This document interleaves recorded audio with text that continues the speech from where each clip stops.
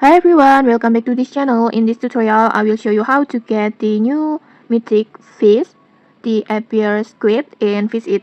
First, just head to the crystal tab like this. This is the only locations where the Abyr Squid can be caught, and make sure you are fishing right here.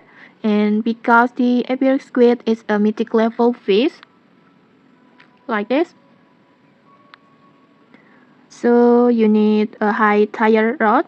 I recommend using at least a mythic rod, like for example ghost fin rod, or you can also use the bamboo rod if it's fully upgraded.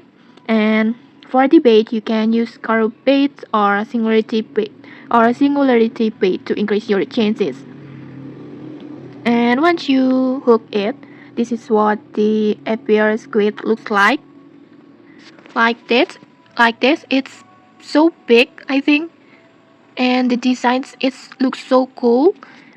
It has a green and black colors like this. It's so incredible. It has incredible looks like this, and it's also big. And okay, maybe that's it. If you found this helpful, don't forget to like, comment, and subscribe for more tutorials. Thanks for watching, and see you.